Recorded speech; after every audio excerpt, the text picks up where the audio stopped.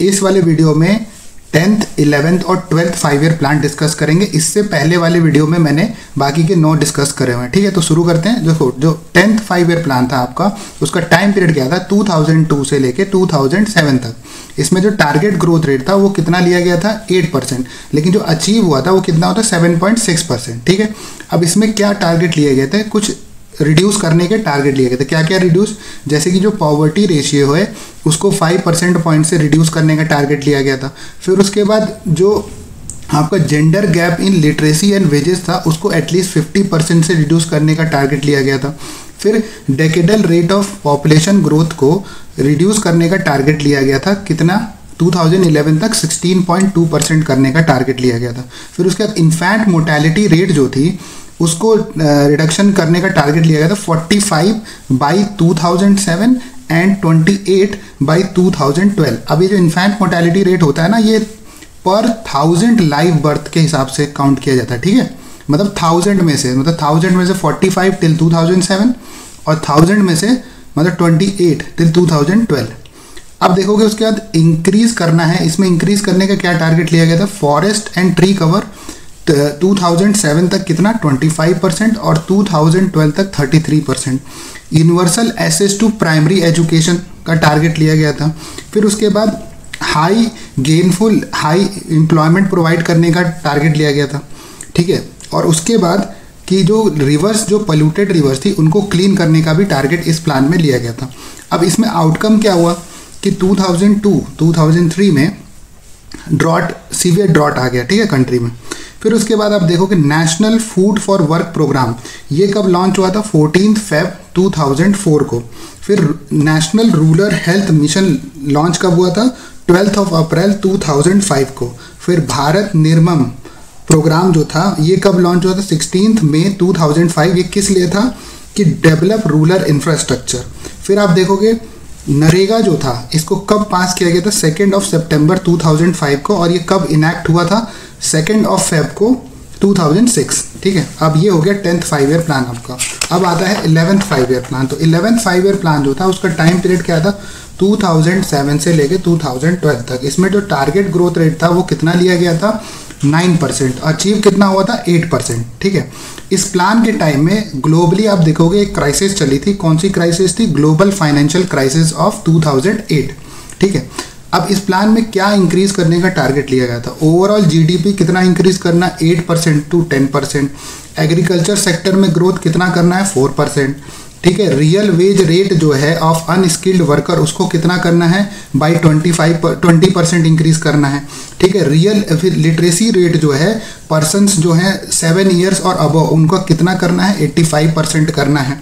ठीक है, sex ratio जो 0 to 6 ईयर्स के ग्रुप हैं उसमें कितना करना है, 935 करना है 2011-12 तक, और 950 करना है 2016-17 तक।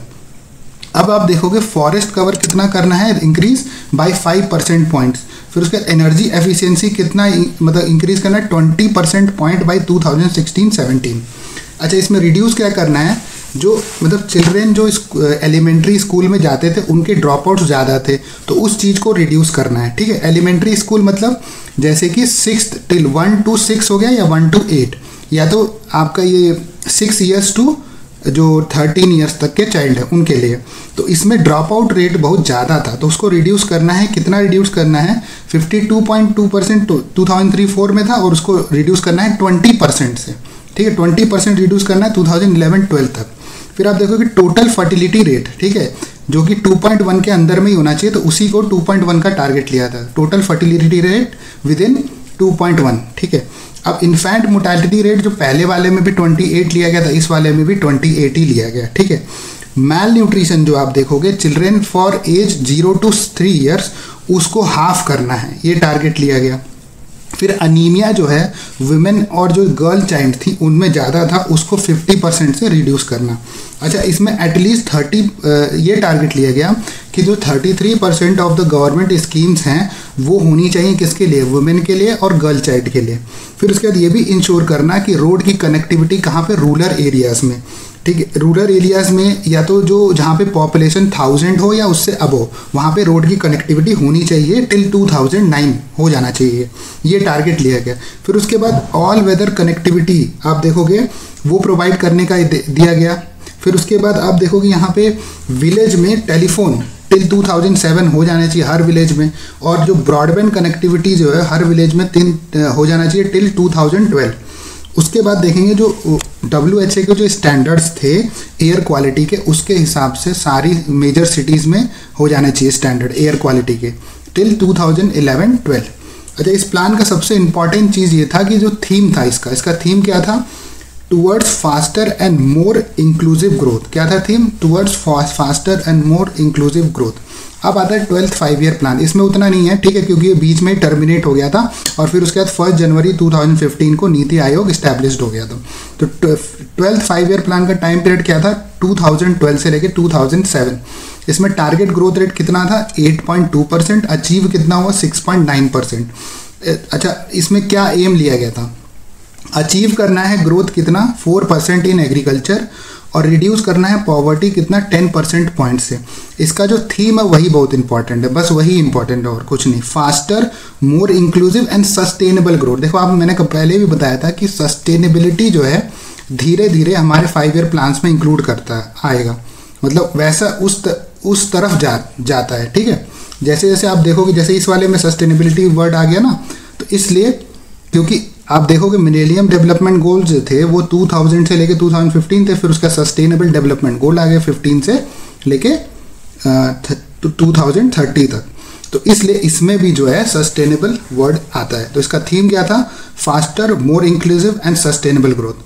अब हम लोग नेक्स्ट वाले वीडियो में मैं आपको बताऊंगा कि जो शुरू के जो एवोल्यूशन ऑफ प्लानिंग जो था वो कैसे हुआ था, ठीक है। ये तो हमने 5 ईयर प्लान कवर कर लिया, अब एवोल्यूशन ऑफ प्लानिंग बताना है मेरे को। फिर उसके बाद नीति आयोग के बारे में भी मैं आपको बताऊंगा, जो कि बहुत इंपॉर्टेंट है और ऑलवेज यूपीपीसीएस में वो पूछता है। सो थैंक यू, मिलते हैं अगले वीडियो में।